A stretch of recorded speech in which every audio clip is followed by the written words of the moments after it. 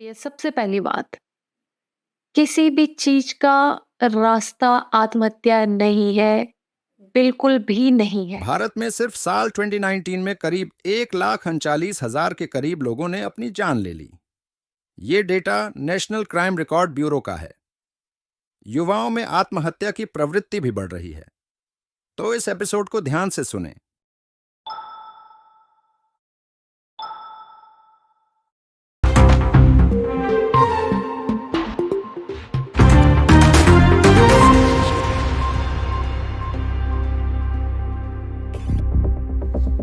नमस्ते, मैं हूँ Pooja. Black and white law media की तरफ से आपका बहुत बहुत स्वागत करती हूँ अपने चैनल में। आज मैं बहुत टाइम बाद आई हूँ एक नए टॉपिक को लेकर जो आजकल आम हो चुका है और ये गलत भी है। और ये सब लोग जानते हैं कि सुसाइड करना एक अपराध है। तो आज मैं सुसाइड टॉपिक पे ही बात करूँगी, क्योंकि आजकल लोगों के दिमाग में बहुत कुछ है कि अगर कोई हमें हरास कर रहा है या कोई हमें छेड़ रहा है या हमें कोई मेंटल प्रेशर दे रहा है, ठीक है, तो हम इतना हावी हो जाता है उनके दिमाग में कि उनके दिमाग में सिर्फ एक चीज़ चलती है, वो है सुसाइड। वो एक नोट पर लिख देते हैं कि हम आज चलो इसने मुझे परेशान किया, इसने मुझे हरास किया है, मैं स्कूल से आती थी तो ये मुझे रास्ते में परेशान करते थे, ये लड़के, उनका नाम ये है, ठीक है। आज मेरे साथ बहुत गलत हुआ, आज मैं ऑफिस में थी, मेरे मैनेजर ने मेरे साथ हरास किया है, वो मुझे अपने साथ शारीरिक संबंध बनाने के लिए उकसाते थे। तो अगर मैं उनकी बातों को नहीं मानती थी तो वो मुझे किसी ना किसी बातों पर मुझे परेशान करना उन्होंने स्टार्ट कर दिया था। तो मुझे मेंटली हरास करते थे। तो बहुत सारे टॉपिक है, बहुत सारे। आजकल की तो यूथ पीढ़ी जो है वो क्या करती है, आजकल ये अफेयर्स, ये सब कुछ आम हो चुका है। तो ये किशोरी अवस्था ऐसी होती है कि आप समझ नहीं पाते, आप एक फीलिंग्स के साथ रह जाते हैं। उससे आप, अगर आपका कोई पार्टनर है, आपको कोई पसंद आ रहा है, ठीक है, चाहे वो लड़का हो, चाहे लड़की हो, चाहे कोई भी हो, ठीक है, वो इनफैक्ट छोटे बच्चे तो है ही हैं, लेकिन हमारे जो बड़े समझदार लोग भी हैं जिन्होंने बहुत अच्छी एजुकेशन ली है, जो एक्सपीरियंस लेते हैं लाइफ का, वो भी एक टाइम पर ऐसे कमज़ोर पड़ जाते हैं, चाहे उनकी लव मैरिज हो या अरेंज मैरिज हो, उस पर परेशानियाँ, सास ससुर ने परेशान कर दिया, उसने इसके लिए परेशान कर दिया, कुछ भी चीज़ें हो सकती है, कोई भी बात हो सकती है परेशान करने के लिए, ठीक है। तो आजकल मैं आपको ये बता रही थी कि आजकल एक तो आम बहुत हो चुका है कि उसने किसी और से शादी कर ली, उसने मेरे साथ शारीरिक संबंध बनाए, तो मैं वो देख नहीं पाई तो सुसाइड कर दिया और नोट लिख दिया, नाम लिख दिया। ये सब गलत है। ये मैं आप लोगों के दिमाग में डालना चाहती हूँ एक्चुअल में ये बात, कि ये सब गलत है, ठीक है। अगर आप ये सोचते हैं कि हम सुसाइड कर लेंगे, नाम लिखकर चले जाएंगे, उसके पीछे उनको सजा मिल जाएगी, हम लोग इससे छुटकारा पा लेंगे, ठीक है, वो सही रास्ता नहीं है। आप समझो इस बात को। अगर आपके दिमाग में ये सब है कि आज आप सुसाइड कर लेते हैं, आपसे वो मानसिक संतुलन जो है वो हिल रहा है, अगर आपको कोई हरास कर रहा है, किसी चीज़ से आप परेशान है, कोई लोग आपको परेशान कर रहे हैं, जो कि मैं आप लोगों को बता चुकी हूँ कि क्या क्या परेशानियाँ हो सकती है, ठीक है। अगर आपको लगता है कि अगर आपको आपके दिमाग में बहुत चीज़ें चल रही है कि अब मैं नहीं रह सकती, अब मैं नहीं झेल सकता ये सारी चीज़ें, अब मुझे इस दुनिया में नहीं रहना है, मैं इनको सज़ा दिला के रहूँगी, मैं इनको सज़ा दिलाऊँगी, और आप सुसाइड कर देते हैं, सुसाइड नोट पर आप कुछ लिख देते हैं, आप उन अपराधी का नाम लिख देते हो जिनसे आप हरास हो, तो ये आपकी बहुत बड़ी गलतफहमी है। बस इसी गलतफहमी को दूर करने के लिए मैं आज आई हूँ। आपको कुछ ऐसी बातें बताऊँगी कि आप इन सब चीज़ों से दूर रहिए।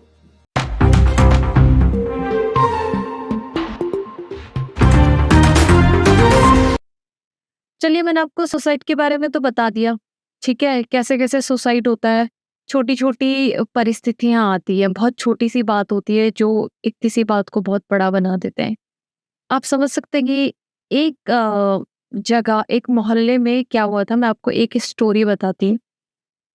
उसमें एक महिला थी जिनका मोहल्ले वालों के साथ, जो वो 10-12 कुछ 10-12 परिवार का मोहल्ला था, उनके साथ झगड़ा हो गया सिर्फ़ एक पानी को लेकर। आप समझ रहे हैं, बहुत छोटी-सी बात है, लेकिन फ़र्क पड़ता है आप उस छोटी-सी बात को कितना बड़ा बनाते हैं और अपने दिमाग में किस तरीके से ले जाते हैं। उसमें क्या हुआ कि पानी से रिलेटेड कुछ झगड़ा हो गया मोहल्ले में, तो उनमें से एक परिवार था, उसमें उसमें एक महिला थी। जब भी वो बाहर जाती थी और किसी वजह से जा रही है, किसी काम से जा रही है, अंदर-बाहर जितना करती थी वो, उस मोहल्ले में अगर उन्हें कोई देखता था, वो उन्हें ताने मारता, कमेंट पास करता था। वो पानी से रिलेटेड झगड़ा था, जिसमें सिर्फ़ वो एक परिवार सहमत था और बाकी मोहल्ले वाले सहमति नहीं कर रहे थे। आप समझ रहे होंगे। तो वो जब भी बाहर जाती, उन्हें ताने मारे जाते, उन्हें कमेंट पास किए जाते, तो बाहर जाने से वो 100 बार सोचती थी। उन्हें उनके आत्मसम्मान को इतनी ठेस पहुँचने लगी, उनका जो दिनचर्या था वो खराब होने लगा, वो मेंटली स्ट्रेस लेने लगी। तो उन्हें किस तरीके से परेशान किया जाता था, म्यूज़िक, किसी घर में म्यूज़िक चला दिया, बहुत तेज़ चल रहा है, और उनके जो पति थे वो गए बात करने के लिए कि आप प्लीज़ अपने म्यूज़िक को कम कीजिए, थोड़ा-सा कंप्लेंट कर दी, ठीक है? ऐसी छोटी-मोटी वो डेली उन्हें परेशान करने का कोई ना कोई तरीका ढूँढते थे। एक बार ये हुआ कि महिला 3 साल से परेशान हो रहे थे, उन्हें वहाँ पे बिल्कुल भी कंफर्टेबल नहीं लग रहा था। वो धीरे-धीरे, धीरे-धीरे डिप्रेशन में जा रही थी। उन्हें वो एक तरीके से मेंटली हरास वाला फ़ील हो रहा था। फिर उन्होंने क्या किया, छत वाले कमरे में, और छत में एक कमरा था उनका, तो उन्होंने वहाँ पे फांसी लगा दी। उन्होंने सुसाइड कर दिया, और उस कमरे की दीवारों में 10 लोगों का नाम लिखा हुआ था, जो कि उनके मोहल्ले के लोग थे जो उन्हें परेशान करते थे। 10 लोगों के नाम लिखे गए थे, ठीक है? उन्होंने सुसाइड कर दिया। उन्होंने सोचा कि मैं सुसाइड कर लूँगी और जो उन्होंने नाम लिखे थे उन्हें सज़ा मिल जाएगी। आपको भी ऐसे ही लग रहा होगा। ये एक्चुअल में लगता है ऐसा कि अगर आप सुसाइड कर रहे हैं, नाम लिख रहे हैं, तो शायद आपके पीछे से केस होगा, आपने उनका नाम लिख दिया तो उन्हें सज़ा मिल जाएगी। ऐसा नहीं होता है। अगर आपको लड़ना है, अगर आप सच्चे हैं, अगर आपको लड़ना है, आपको जीत हासिल करनी है ना, आपको ज़िंदा रहकर लड़ना पड़ेगा। अगर आपके आत्मसम्मान को ठेस पहुँच रहा है, तो आपको वो आत्मसम्मान दोबारा लाना पड़ेगा। सुसाइड करके कुछ नहीं होगा। तो मैं बताती हूँ क्या हुआ। उसके बाद उन्होंने वो दीवारों पे नाम लिख दिया, ठीक है? पुलिस आई, पुलिस केस हुआ, पूछताछ करी, तो बहुत तरीके से छानबीन करी, लेकिन वो केस बंद रह गया, तो वो केस रद्द कर दिया गया।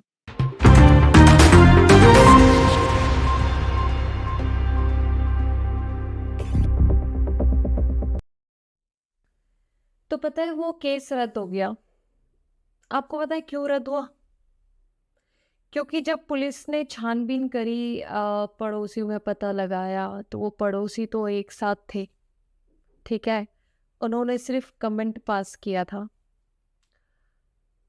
तो सामने वालों ने उन पे ये बता दिया कि उनका मानसिक संतुलन बिगड़ने लगा था, तो वो मानसिक संतुलन की वजह से उन्होंने सुसाइड कर लिया। हमारा कोई भी इंटेंशन नहीं था उन्हें परेशान करने का, हमारा कोई भी इंटेंशन नहीं था कि उन्हें इस तरह की हानि हो, हमारा कोई भी इंटेंशन नहीं था कि वो इतना बड़ा कदम उठा दे। ये रीज़न दिए गए और केस रद्द हो गया। क्योंकि उससे पहले जब भी वो महिला 3 साल से परेशान हो रही थी, उनके कमेंट से उन्होंने कभी भी केस दर्ज नहीं किया। आप समझ रहे हैं? आप इस बात को समझिए कि 3 साल तक वो परेशान होती रही।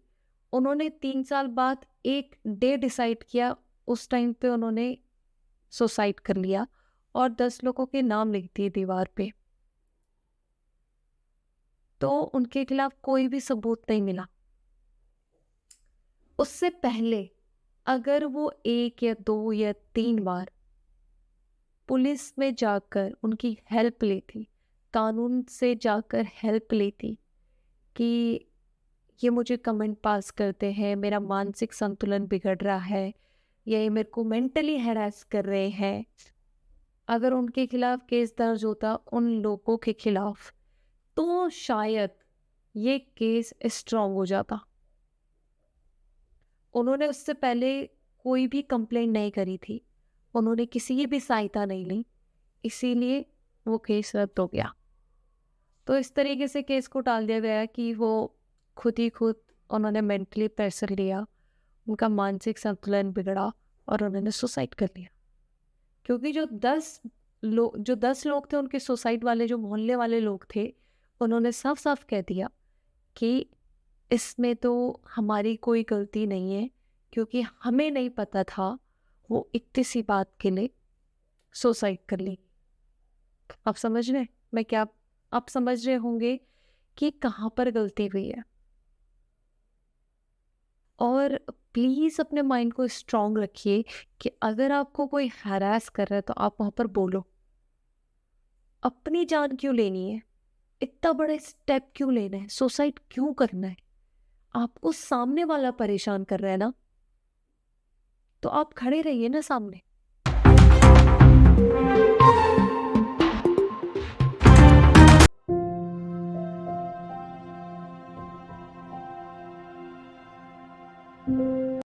तो हम बात कर रहे थे सुसाइड पर। मैंने आप लोगों के साथ 2 स्टोरीज शेयर की है और मैं चाहती हूँ कि आप लोगों के साथ मैं ये एक और स्टोरी शेयर करूँ, क्योंकि मैं नहीं चाहती ये दोबारा कभी हो। इसमें हमारी भी गलती होती है, इसीलिए मैं आप लोगों के साथ ये स्टोरी शेयर कर रही हूँ।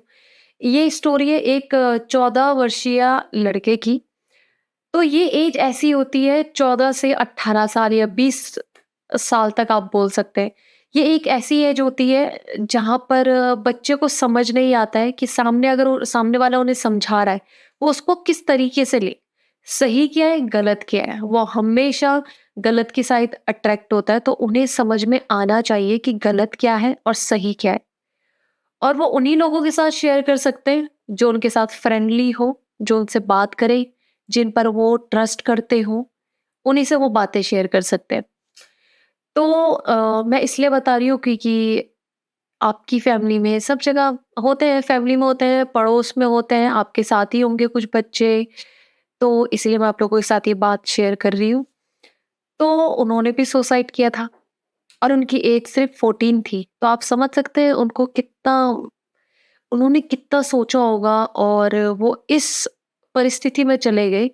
उनकी मानसिक अवस्था इस तरीके से बिगड़ गई कि उन्हें सिर्फ एक ही रास्ता दिखा, वो था आत्महत्या का, और उन्होंने आत्महत्या कर ली। अब मैं इनकी स्टोरी आपको बताती हूँ। वो स्कूल जाते थे, ठीक है? वो स्कूल जाते थे तो जो टीचर्स होते हैं, जो हमारे अध्यापक होते हैं, तो वो आप लोगों को हमेशा सही राह दिखाएंगे। तो अगर बच्चा कुछ गलत कर रहा होगा या पढ़ाई नहीं कर रहा है, जिस वजह से माता-पिता उन्हें स्कूल में भेज रहे हैं, या कुछ गलत हरकतें कर रहे हैं, ठीक है? तो एक अध्यापक का फर्ज़ बनता है कि उन्हें सही रास्ता दिखाए, उन्हें डाँटे, उन्हें समझाए, और ऐसे ही उनके साथ चलता आ रहा था। तो जब अध्यापक उन्हें समझाते थे, बोलते थे और डाँटते थे, तो उनके जो फ्रेंड्स होते थे, आस-पास जो लोग होते थे उनके, ठीक है? वो हँसते थे, समझ रहे? वो हँसते थे, तो उस बच्चे को लगता था कि ये तो मेरा मज़ाक उड़ा रहे हैं, मेरी तो कोई इज़्ज़त ही नहीं रही, सब मुझे नीचा दिखाने की कोशिश कर रहे हैं, मुझे स्कूल ही नहीं आना चाहिए, मुझे तो स्कूल ही नहीं जाना है। वो अंदर ही अंदर परेशान होते गए। ये सिलसिला चलता रहा और फाइनली एक दिन वो आया कि उन्होंने अपने घर में सुसाइड कर लिया। और आप ये लोग यकीन मानेंगे, उन्होंने 3 पेजेस का सुसाइड नोट लिखा। 3 पेजेस का सुसाइड नोट, जो आज तक उन्होंने कभी भी किसी से बात शेयर नहीं करी, उन्होंने वो अपने सुसाइड नोट पर लिखा। लेकिन जब ये केस दर्ज हुआ, जो ये केस था वो दर्ज हुआ, और उन्होंने वो अध्यापक के ऊपर केस लगाया था कि ये मेरे को मानसिक टॉर्चर करते थे, ठीक है? तो ये मेरे को परेशान करते थे, ये मुझे बुली करते थे, ये मुझे पसंद नहीं करते थे, ये सबके सामने मेरी खिल्लियाँ उड़ाया करते थे, सब लोग मुझ पे हँसते थे, ये हमेशा मुझे परेशान करते थे। ये सब लिखा था एक बच्चे ने।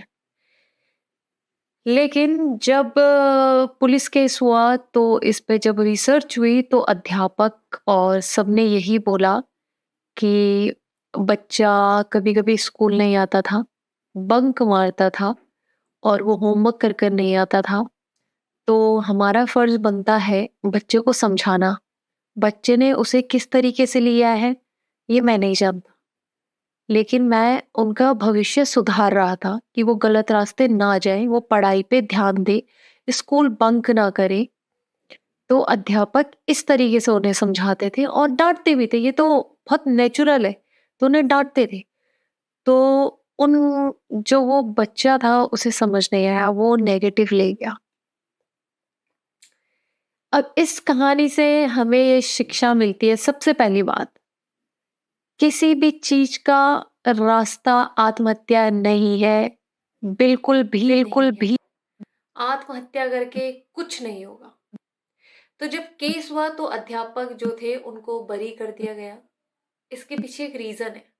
आपने देखा होगा जो मैंने आपको पहले स्टोरी बताई थी उसमें भी उनको बरी कर दिया गया, ठीक है? वो इसलिए क्योंकि जो वो महिला थी 9 साल बाद उन्होंने सुसाइड किया और उसके बाद नोट लिखा कि मेरे हस्बैंड मुझे परेशान करते थे, टॉर्चर करते थे, मुझे मारते थे, मेरा ध्यान नहीं रखते थे, जो कुछ भी था उन्हें उन्हें जो भी परेशानी हुई।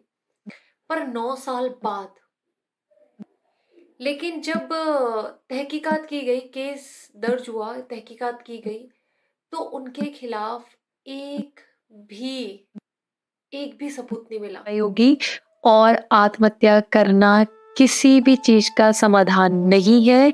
हमारे पास इतनी अच्छी लाइफ है, हमें उसे जीना है अच्छे से। और अगर हमारे साथ कुछ भी अपराध होता है या कोई भी अपराध होता है तो आपको कानून की हेल्प लेनी है, अपनी फैमिली से जाके शेयर करना है, अपने दोस्तों से जाके शेयर करना है।